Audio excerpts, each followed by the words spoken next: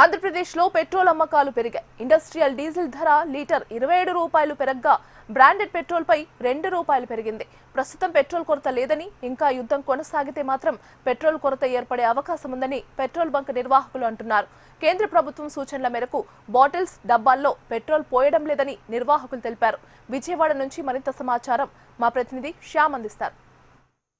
పశ్చిమాసియాలో యుద్ధం నేపథ్యంలో ప్రస్తుతం మన రాష్ట్రం తీసుకుంటే రాబోయే రోజుల్లో పెట్రోల్ కూడా దొరకడంతో కూడా కొన్ని వార్తలు వస్తున్న నేపథ్యంలో కొంతమంది వినియోగదారులు చూసుకున్నట్లయితే అవసరానికి మించి కూడా పెట్రోల్ బంకులకు వస్తున్నట్లు కూడా తెలుస్తోంది. ప్రస్తుతం మనం విజయవాడ పెట్రోల్ బంకులో కూడా ఉన్నాము. ప్రస్తుతం చూసుకున్నట్లయితే రాష్ట్రంలో రాబోయే రోజుల్లో నిజంగానే పెట్రోల్ కొరత వస్తుందా, ఇప్పటికే చూసుకున్నట్లయితే గ్యాస్ కొరతతో హోటల్స్ కూడా మూతపడుతున్న నేపథ్యంలో పెట్రోల్ కూడా లభించకపోతే నిత్యావసర సరుకులతో పాటు మిగతా అన్ని ధరలు కూడా పెరిగే ప్రమాదం ఉందంటూ కూడా వస్తున్న వార్తల నేపథ్యంలో ప్రస్తుతం అసలు ఇక్కడ పరిస్థితి ఎలా ఉన్నదే ప్రస్తుతం మనకి అడిగి తెలుసుకున్నాం. చెప్పండి.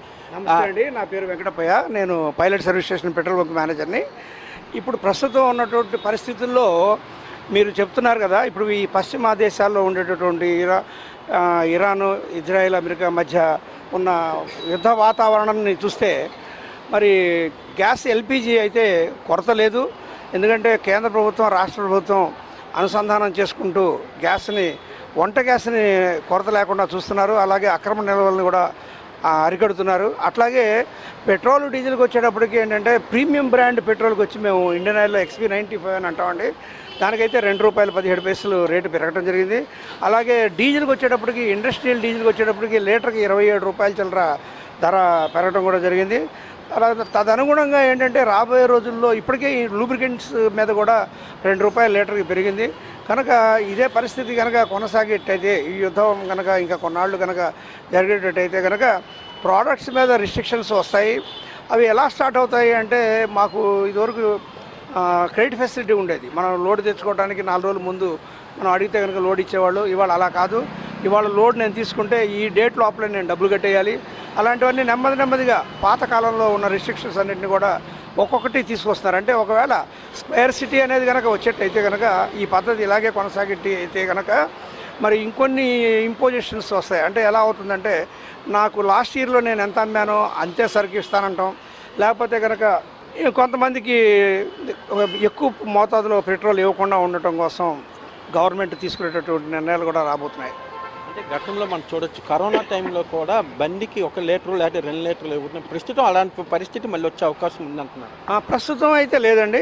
యాజ్ ఆఫ్ టుడే అయితే ఆ పరిస్థితి లేదు. ఎందుకంటే సమృద్ధిగా నిల్వలు ఉన్నాయి. ఇప్పుడు మనకి విజయవాడ, ఈ ఒంగోలు, నెల్లూరు, ఈ 6 జిల్లాలకైతే కనుక కొండపల్లి మన ప్లాంట్ నుంచి వస్తుంది. కొండపల్లి డిపోలో కూడా నిల్వలు అయితే సమృద్ధిగా ఉన్నాయి. పెట్రోల్, డీజిల్కి అయితే కొరత అయితే ఉండదు.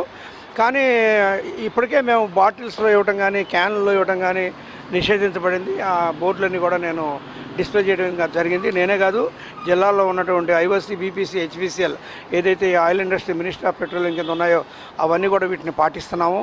అంటే ఏంటంటే ఉద్దేశం ఏంటంటే, జనరల్గా హ్యూమన్ టెండెన్సీ ఎలా ఉంటుందంటే, రేపటి నుంచి ప్రోడక్ట్ దొరకదు అనుకుంటే కనుక ఒక మిల్క్ వెండర్ కూడా వచ్చేసి తన బిందుల్లో పెట్రోల్ కొట్టమని అడుగుతూ ఉంటాడు. అదేంటంటే వాళ్ళకి భయం అనమాట. రేపటి నుంచి పెట్రోల్ ఎక్కడో వింటారు వార్తలు. అలాంటి వార్తలకి, అపోహలకి మాత్రం గురి కావద్దని వినియోగదారులందరికీ సవినీయంగా మనవి చేసుకుంటున్నాను.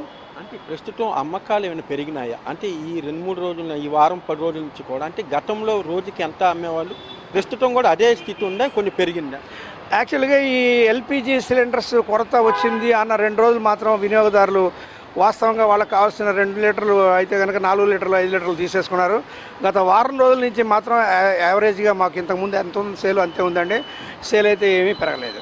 ఎందుకంటే షార్టేజ్ లేదు అనేది కస్టమర్స్కి అంటే వినియోగదారులకి అర్థమయ్యేటట్టుగా చెప్పడానికి గౌరవనీయులు జిల్లా కలెక్టర్ గారు కానీ, లేకపోతే అధికార యంత్రాంగం కానీ, ఆయిల్ ఇండస్ట్రీ కోఆర్డినేటింగ్ కమిటీ కానీ విశేషమైనటువంటి కృషిని తీసుకొచ్చి మీరు కొరత లేదు అనేటటువంటి భావన వినియోగదారులకు తీసుకొచ్చిన తర్వాత నార్మల్ పొజిషన్కి వచ్చేసింది.